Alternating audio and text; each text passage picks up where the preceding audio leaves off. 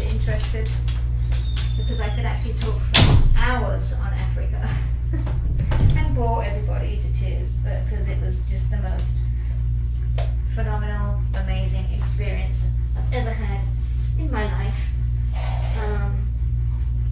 And I don't even know where to start, to be honest, because it was so amazing.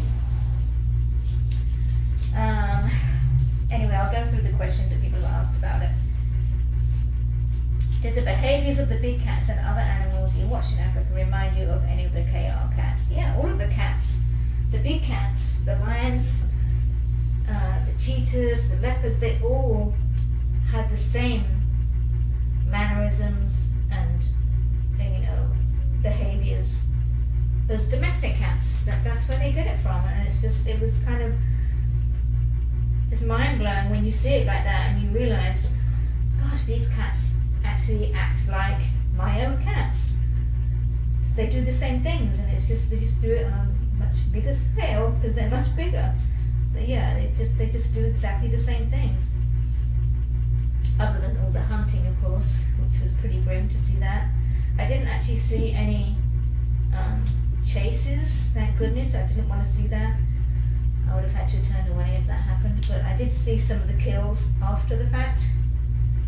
We came across 4 cheetahs one day that had just killed a Cape buffalo, and they were really chowing down on this carcass. It was pretty, it was weird, fascinating to see it, and kind of gruesome at the same time, because they all, the 2 cheetahs ate at once, while 2 others kept watch. Just kind of looking around, making sure, there was loads of cars, vehicles around them, watching them and photographing, but they didn't seem bothered by us. I guess they were looking out for other predators that were going to steal their meal. But the 2 that were, eating were just like, they would look up every so often and they'd have this big old bloody face, crazy, and then the other 2 would take their turn and eat while the other 2 would watch. It was very interesting to watch the dynamic of the 4 boys. The interesting thing is, all of the animals there, the drivers and spotters that we had with us, they know all of the pride of lions. They know their names, they know their history, they know, like these 4 cheetahs we saw, they knew they were 4 brothers, and they had names for them. So these guys, they know all the animals, which is kind of crazy that they know them. So they know their ages, and they know, oh, this one, their mother was so and so, and it's kind of very interesting to get all the history of them.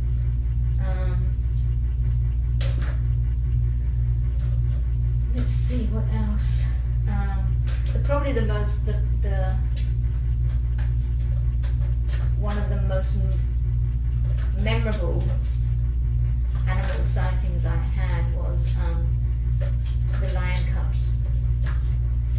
There's a pride of lions called the Black Rock lions, and they all live, there's this huge rock, and that's where their den is, and they would all lay on top of this rock, and the den was kind of inside, and the babies would be inside, and sometimes when the babies would come out and play, and that was just the most amazing experience, seeing the lion cubs playing like these guys do, and it was amazing to see the lion cubs. And there's about, I think there's 18 lions in this particular pride, and I think there was like 11 lion cubs.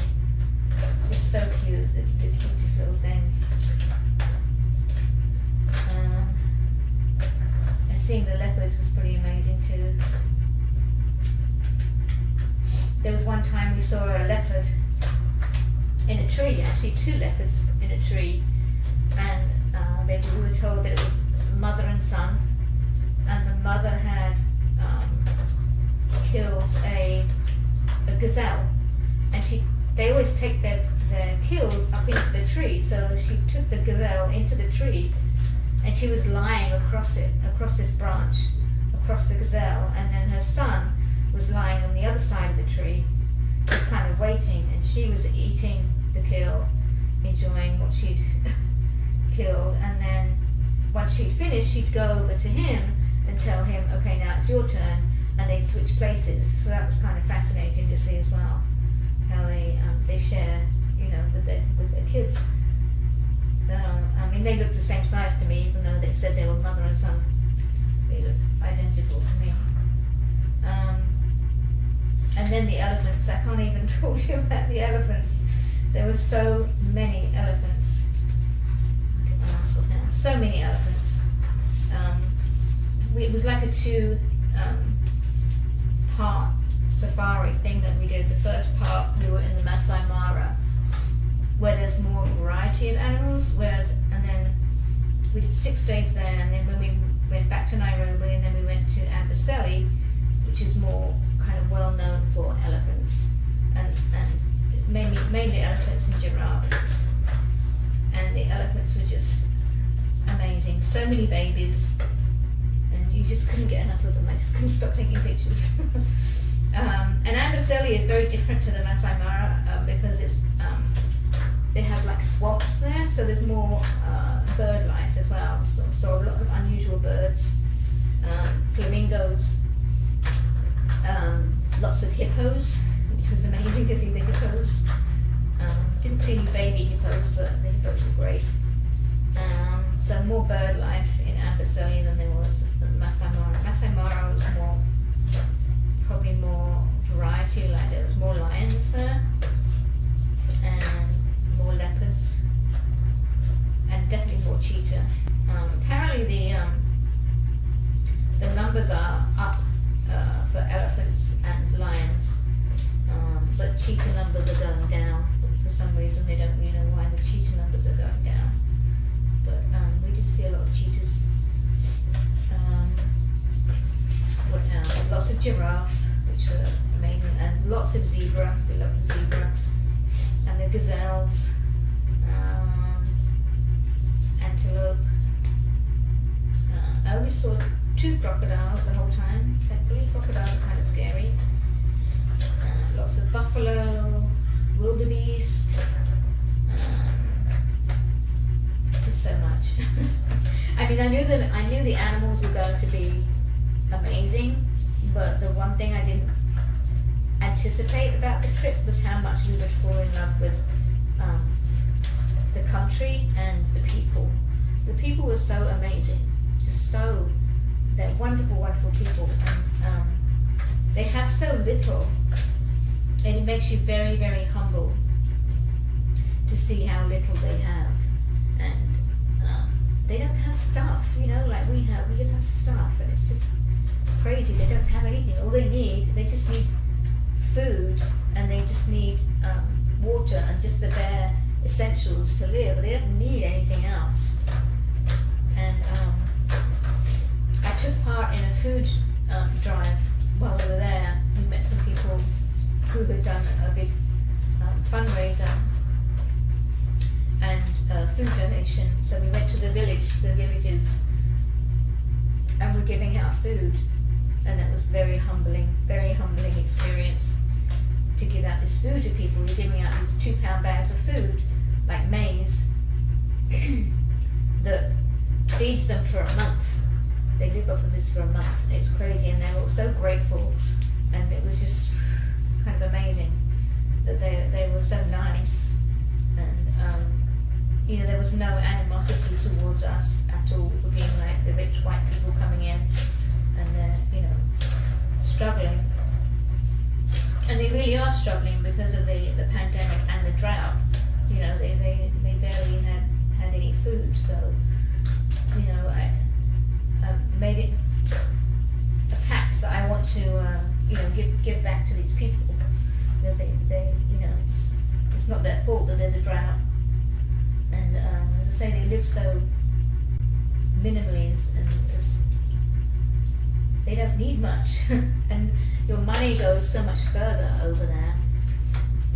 You know, like $50 or something will just like go so far as feeding them. It's just crazy. Anyway, if anybody wants to, there is a GoFundMe to feed the Maasai villagers, and I have a link if anybody wants to get the link from me to make any donations to them. I will gladly send it.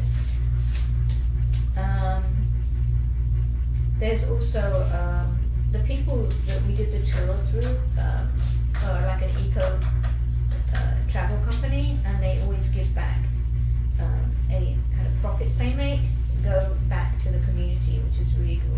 So they also planted trees while they were there. We funded some new trees to be planted, and they also fund some scholarships for the local school children. And we visited one of the schools while we were there, and gave out school supplies. And it was kind of amazing to see these children. You know, they sang to us, and it was just very, very moving. And they got excited over a pencil. You know, you're just giving them one pencil, and they're getting excited about a pencil. It's just crazy to think how little they have and how thrilled they were for us to come. And we had like the bubbles. We would blow bubbles for them in the schoolyard, and they got all excited playing with the bubbles. It was very, very kind of I don't know. It's just very humbling. Like I said, it just makes you think about what you have and what they have, and just it's crazy. So you know, I want to go back and do more for these people. So I will be going back. I don't know when, but I will be going back. It was kind of amazing experience. And the Maasai people that we had on our trip, the guides and the drivers, and they were just amazing people and so knowledgeable. And we felt like they were family when we left there. You know, they were wonderful, wonderful people. Even the people at the hotel in Nairobi, just so nice. You know, they were just happy to see us. I think they just had nothing when COVID hit, and you know, no tourism.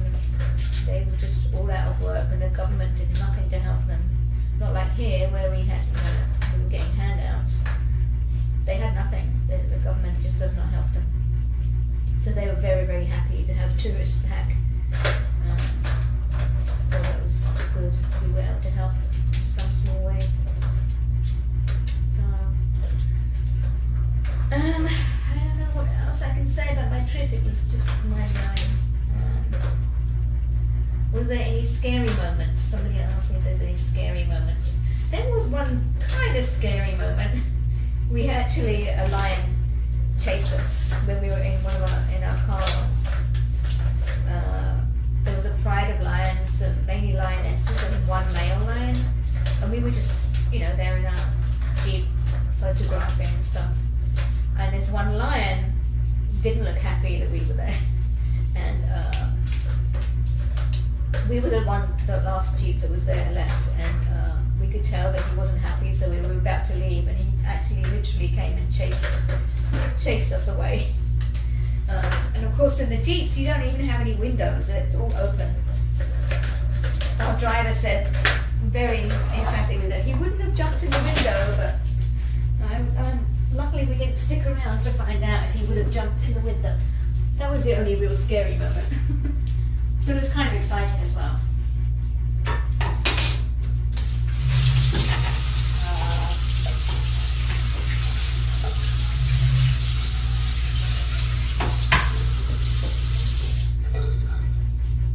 Frustrating part is like when you see these big kitty cats, the big lions and stuff, and I just want to snuggle with them. And of course you can't get out of the car. You're not allowed out of the cars at all.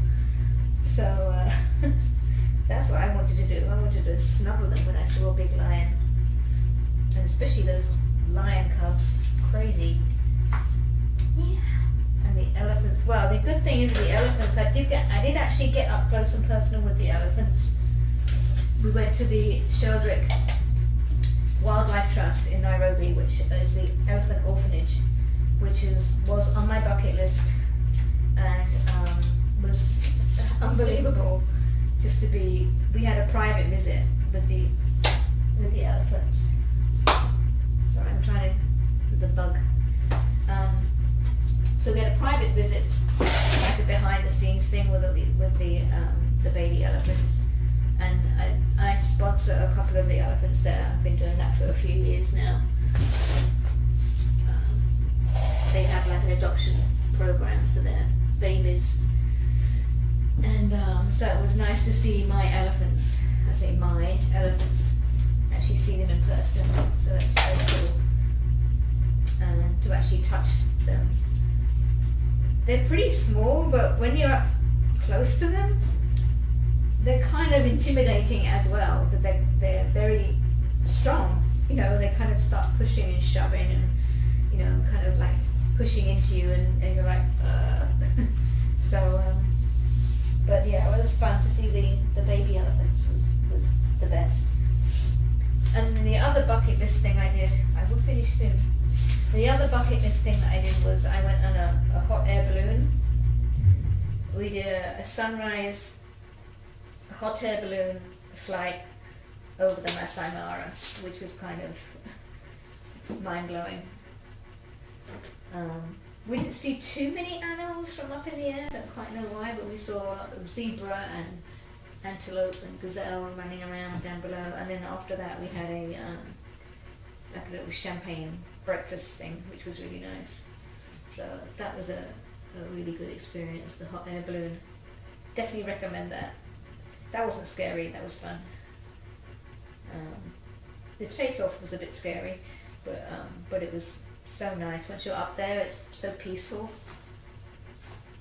And yeah, to see the sunrise from a hot air balloon was pretty amazing. And the most amazing sunrises and sunsets that you'll ever see. Because the sky is so clear. Just the stars, I mean, because you know, at night time there's no air pollution, there's no light pollution, so the sky is completely black, and the stars are just unbelievable. You can see everything. Amazing. And there were lots of interesting noises at night time when you was in the tent. Very strange noises at night. That was a little bit scary, but we got used to it.